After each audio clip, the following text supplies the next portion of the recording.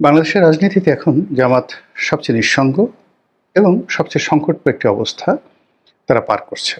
যদিও বলা হয়ে থাকে যে গত ১ বছরে তারা যে সফলতা দেখিয়েছে, সফলতা পেয়েছে এবং যে রাজনৈতিক সুযোগ সুবিধা ভোগ করছে, সেক্ষেত্রে ধরে নেওয়া হয় যে বর্তমান ইউনূস সরকারের অত্যন্ত ঘনিষ্ঠ এবং সরকারের উপর প্রভাব বিস্তারকারী সংগঠন যদি কেউ থাকে বাংলাদেশে, ১ নম্বর প্রতিষ্ঠানটি হলো জামায়াতে ইসলামী বাংলাদেশ।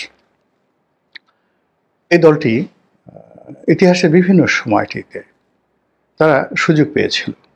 তারা যখন প্রতিষ্ঠিত হয়েছিল ব্রিটিশ জামানাতে, তখন সর্বশেষ যে ব্রিটিশ ভাইসরয় ছিলেন লর্ড মাউন্ট ব্যাটেন, তিনি অর্থাৎ আবুল আল্লাহ মওদুদী সাহেব লর্ড মাউন্ট ব্যাটেনের খুব ঘনিষ্ঠজন ছিলেন এবং তিনি পাকিস্তান চাননি, তিনি ঐক্যবদ্ধ ভারত চেয়েছিলেন। এগুলো এক। দ্বিতীয়ত, পরবর্তীতে যখন আবার বাংলাদেশের মুক্তিযুদ্ধ হলো, ঠিক ওই সময়টাতে ইয়াহিয়া খান টেক্কা খানের সঙ্গে জামায়াত ইসলামী বাংলাদেশের একটা সম্পর্ক ভালো হয়ে যায়, পশ্চিম পাকিস্তানে নয়, এই পূর্ব বাংলায়। তারপরে আবার যখন জিয়াউর রহমান সাহেব আসলেন, তার সঙ্গে জামাতের একটা ভালো সম্পর্ক হয়, এরশাদ সাহেবের সঙ্গে একটা ভালো সম্পর্ক হয়। এরপর বিএনপির সঙ্গে এক দফা ক্ষমতায় তারা ক্ষমতা শেয়ার করলো ২০০১ থেকে ২০০৬ পর্যন্ত। তারপরে যখন বিএনপির উপর বিপদ আসলো, তখন বিএনপিকে তারা বলতে গেলে অনেকটা কার্যত বিএনপি থেকে দূরে থেকে 111-এর যারা মঈনুদ্দিন ফখরুদ্দিন, তাদের সঙ্গে সম্পর্ক রেখে জামাত বুক ফুলিয়ে সারা বাংলাদেশে ২ বছর তারা দাপট দেখালো। তাদের কপাল পুড়ল শেখ হাসিনা ক্ষমতা আসার পরে ২০০৯ সনের পরে, এবং এটা প্রবল আকার ধারণ করলো ২০১১ সনে। কিন্তু তার আগে এরশাদ জামানাতে 1986-এ আওয়ামী লীগের সঙ্গে তাদের একবার বন্ধুত্ব হয়েছিল, আর ১৯৯৬ সনের নির্বাচনের আগে আওয়ামী লীগের সঙ্গে তাদের বন্ধুত্ব হয়েছিল। ফলে যখন কোনো মানুষ ক্ষমতাধর হয়, প্রভাবশালী হয়, সেটা ব্যক্তি থেকে শুরু করে একদম রাষ্ট্রের সর্বোচ্চ পর্যায় পর্যন্ত, তাদের সঙ্গে কি করে তেলবাজি করতে হয়, তাদের সঙ্গে কিভাবে মিশে যেতে হয়, কিভাবে রাষ্ট্রীয় সুযোগ সুবিধা গ্রহণ করতে হয়, এই ব্যাপারে জামাতের যে অভিজ্ঞতা, সেই অভিজ্ঞতার কাছে অন্যান্য যারা গতানুগতিক রাজনৈতিক দল তারা একেবারে রীতিমতো শিশু। এটা হলো বাস্তবতা। অতীতে জামাত বহুবার ক্ষমতার কাছাকাছি থেকেছে, কিন্তু এইবার তারা ক্ষমতাকে যত ম্যাটিকুলাসলি ব্যবহার করেছে, গাণিতিকভাবে ব্যবহার করেছে, অঙ্ক দিয়ে ব্যবহার করেছে, জ্যামিতি দিয়ে ব্যবহার করেছে, ত্রিকোণমিতি দিয়ে ব্যবহার করেছে, ফিজিক্স, কেমিস্ট্রি, বায়োলজি দিয়ে ব্যবহার করেছে, এটা অতীতে কখনো হয়নি।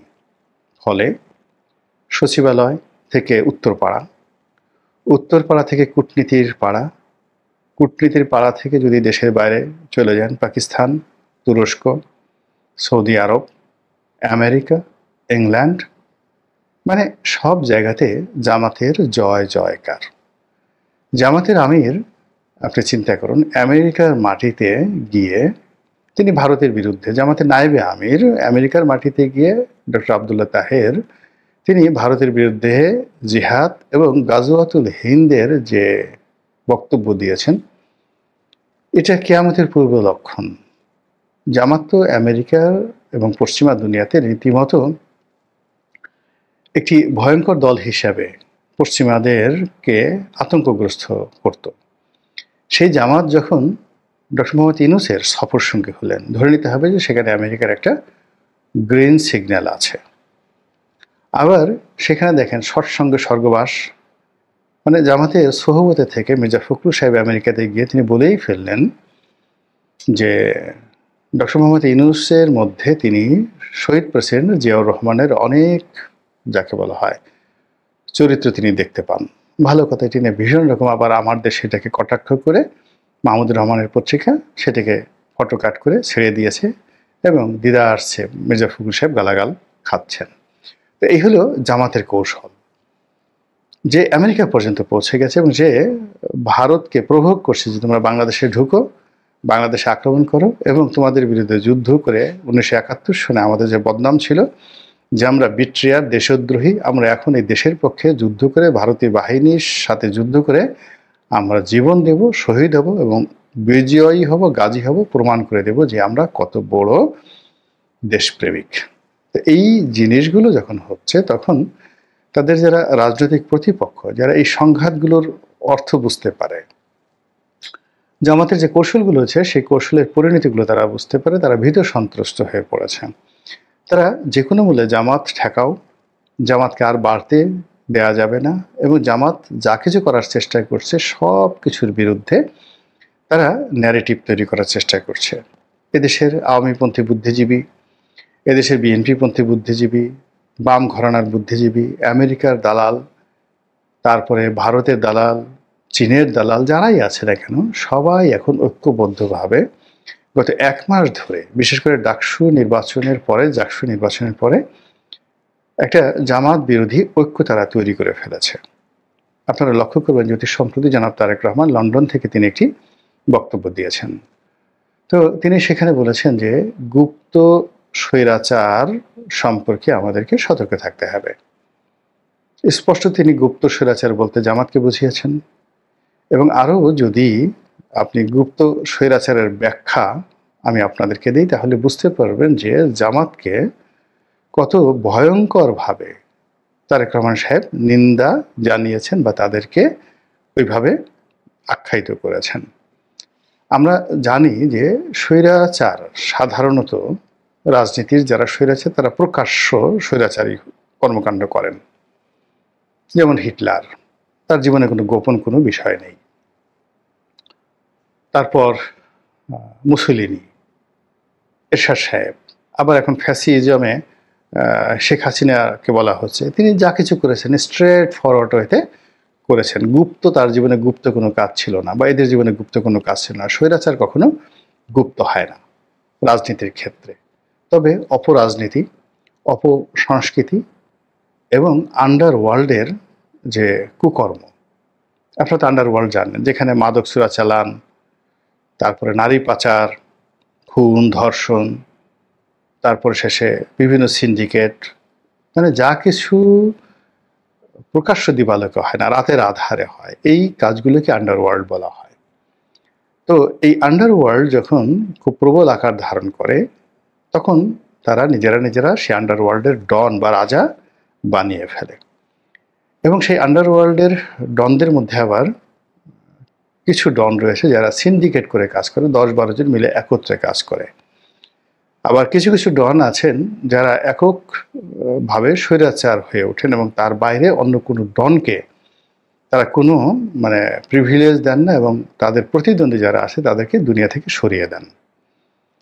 তো তারা সেই আন্ডারওয়ার্ল্ডের সেই সর্বেসর্বা হয়ে পড়েন। শিকাগোর একজন বিখ্যাত আল কাপোন বা এরকম একটা নাম হবে, আমার নামটা মনে আসছে না, সরি মাফ করবেন, কিন্তু সেই প্রথম মহাযুদ্ধের পরে পুরো আমেরিকা থেকে শুরু করে ল্যাটিন আমেরিকা এবং ইউরোপকে যিনি তছনছ করে ফেলেছিলেন, সেই শিকাগোর বিখ্যাত সেই আন্ডারওয়ার্ল্ডের ডন, যিনি শিকাগোর মেয়র পর্যন্ত নির্বাচিত হয়েছিলেন। তো যাই হোক, তো এরকমভাবে আপনি হাজি মাস্তান আছে ভারতের 50-এর দশকের হাজি মাস্তান, হাজি মাস্তানের পরে দাউদ ইব্রাহিম, দাউদ ইব্রাহিমের পরে ছোট শাকিল, ছোট শাকিলের পরে রাজন, ছোট রাজন, এরা খুবই আন্ডারওয়ার্ল্ডের ডন। আমাদের দেশে এরকম আন্ডারওয়ার্ল্ডের ডন এখন পর্যন্ত তৈরি হয়নি যারা কিনা সব কিছু নিয়ন্ত্রণ করতে পারে। কিন্তু দাউদ ইব্রাহিমকে আপনি যদি ধরেন এই আন্ডারওয়ার্ল্ডের ডন, আর অন্য নাটক সিনেমা যদি আপনি আন্ডারওয়ার্ল্ডের ডন বুঝতে চান, তাহলে গডফাদার সিনেমাটা আপনি দেখতে পারেন। ওদের প্রায় প্রতিটি সিরিজেই অসাধারণ নৈপুণ্যের সঙ্গে এই আন্ডারওয়ার্ল্ডের ডনদের যে চরিত্র, এটা ফুটিয়ে তোলা হয়েছে। তো যখন আন্ডারওয়ার্ল্ডে কেউ কোনো কাজ করেন এবং ওই ক্ষেত্রে ডন অন্য কারো কথা শোনেন না, এবং তিনি যাকে টার্গেট করেন মারার জন্য, যাকে টার্গেট করেন রক কাটার জন্য, যাকে টার্গেট করেন গলা কাটার জন্য, সেটা যে কোনো মূল্যে 100 বার যদি তিনি যাকে বলা হয় ফেইল করেন বা পরাজিত হন, ব্যর্থ হন, তারপর তিনি সেই কাজগুলো করবেন।